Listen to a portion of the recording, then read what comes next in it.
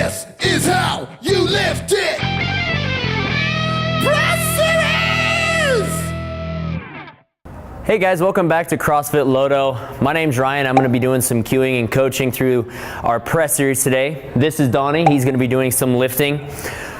The press series is the way to get the barbell from our shoulder into the overhead position. Really, there's 3 different ways that we can do this. The first is going to be the strict press. And Donnie, go ahead and give me 3 strict presses.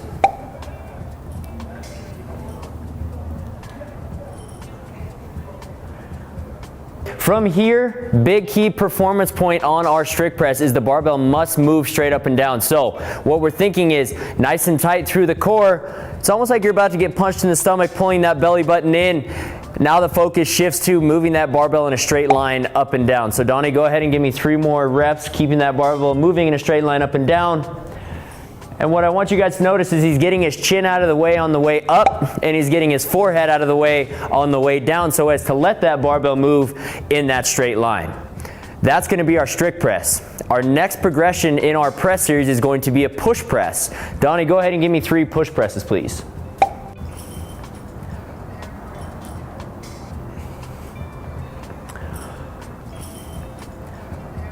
Now, points of performance as far as the setup goes, almost identical to the strict press. Our elbows are going to be ever so slightly more in front of the bar, but our heels are still under our hips and we're still very tight in our core.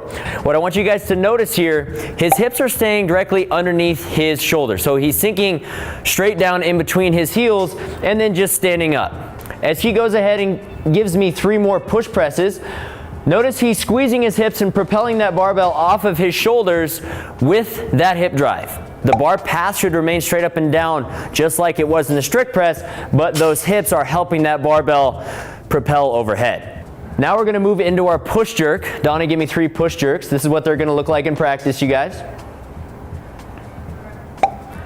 And as you guys notice, there's a lot similar here to the push press. However, he's actually getting back down underneath the bar after he extends his hips the first time. So again, Donnie, go ahead and keep that setup position for me. Elbows are still very tall. As he dips, it's the exact same position as his push press. But the cue now is dip drive, re-dip, catch, and stand. Watch his legs as he does 3 more. Go ahead, Donnie, give me 3 more push jerks. Now notice guys, the rep is not done until he stands back up, but he extends his hips, gets back down underneath the bar, and then stands back up to finish his push jerk.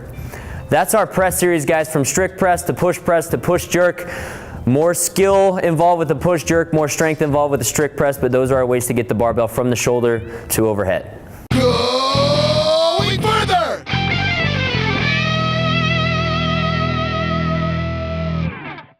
Alright guys, so we're going to dig a little bit further into some common faults in the press series. We're going to talk about efficiency in the movement too once we get a couple of those faults corrected. So the first thing that we usually see in the press series is elbows that are too low. Donnie, go ahead and do a couple presses from an elbows too low position. What you guys almost notice here is the barbell can't ever really get behind him, and also that barbell doesn't move in a straight line up and down. It's almost kind of rainbowing out in front of his face.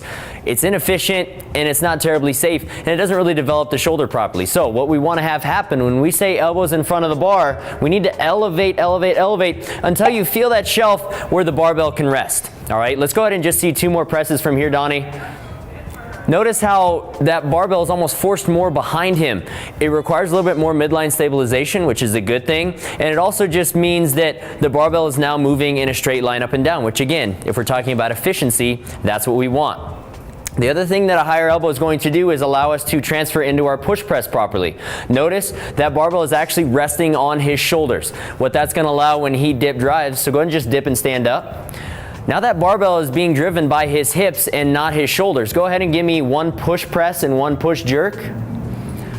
So notice guys, the load up is the same. The elbows are a little bit higher even than a strict press, but we're elevating to the point where that barbell can rest on the shoulders and thus get propelled by the hips overhead and not just the shoulders. The last thing, Donnie has had a good midline throughout these exercises. What I want to show is a bad midline and then the correction. All right, so Donnie, go ahead and be extended through your spine as you go up overhead and freeze there. Now, this might seem like an extreme position, but you'd be surprised how many people actually look like this. Rib cage sticking out, hyperextension in his lower spine.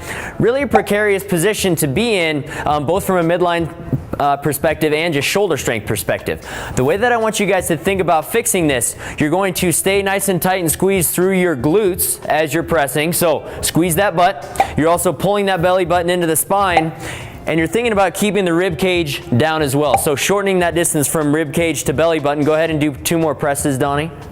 Good. And 1 more press. Good. Keeping that rib cage down and not extended. If you ever feel a pinch or hyperextension in your low back, that's your cue that you need to shorten that distance between your sternum and your belly button.